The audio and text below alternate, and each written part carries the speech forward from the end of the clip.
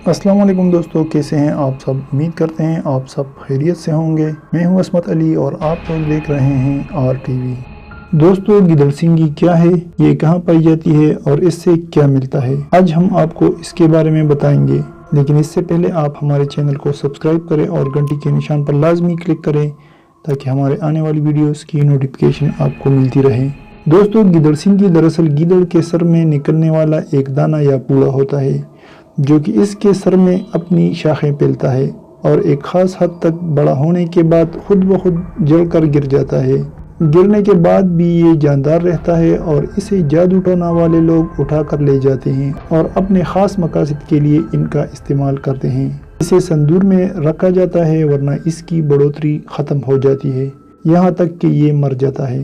कहने वाले कहते हैं कि ये नर और मादा दोनों हालतों में होता है। गिदड़सिंगी की हमेशा जोड़ी नर और मादा एक साथ रखी जाती है, वरना बकौल इन बदअकीदा और बदबख्त लोगों के ये काम नहीं करती और बेकार हो जाती है। गिदड़सिंगी के बाल बाकायदा बढ़ते हैं और इनकी बाकायदगी और एक ख़ास तरीके से तराश खराश भी की जाती है। जादूगरों के पास शोहर, महबूब या ससुराल वालों को काबू करने की ख्वाहिशमंद, खुसूसन मोहब्बत का हुसूल चाहने वाले मर्द जब आते हैं तो इन्हें एक महसूस रकम के एवज ये गिदड़सिंगी दी जाती है। इसके अलावा लोग नऊज़ुबिल्लाह इसे शौकिया घर में खैर बरकत के लिए, रोज़गार के हसूल के लिए, दौलत में इजाफे के लिए ख़रीदते हैं और बहुत अकीदत से इसे अपने पास रखते हैं। ये तो थी गिदड़सिंगी के बारे में वो मालूमात और अकायद जो मुझे पता चले और मैंने अपना फ़र्ज़ जानकर आप तक पहुँचाई।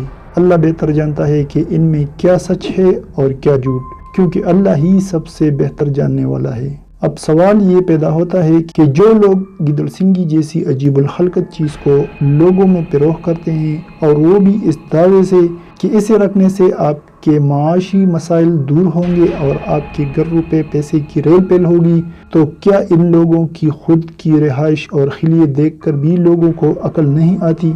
इनके जहनों में ये सवाल पैदा नहीं होता कि पिरोह करने वाले के पास तो न जाने कितनी तादाद में इनकी जोड़ियां मौजूद है, फिर वो क्यों अभी तक खाली हाथ हैं? इन खाली ज़हन और अकल से फारिग लोगों को कोई ये तो बताए कि ये भी बड़ा शिरक है, क्योंकि वो अल्लाह के होते ही एक डरपोक जानवर के जिस्म से खारिज होने वाले पूरे को अपना मुश्किल कुशा मानते हैं। लानत हो ऐसी सोच रखने वालों पर, क्योंकि फिर हिंदुओं और इनके दरमियान फर्क क्या रह गया? फकत दिन में 5 वक्त ज़मीन पर टकरे मारने का। जबकि इन बदनसीबों को तो ये पता ही नहीं कि इनके घर की खुशियाँ, खैर बरकत और रौनक इन बदशक्ल चीज़ों की वजह से नहीं, बल्कि 5 वक्त नमाज पढ़ने और ज़मीन पर सिजदा करते हुए सुबहान रब्बियल आला कहने की ही बदौलत है। काश कि इन अकल से फारिग लोगों को अकल आ सके। अल्लाह इन्हें भलाई और हिदायत अता फरमाए।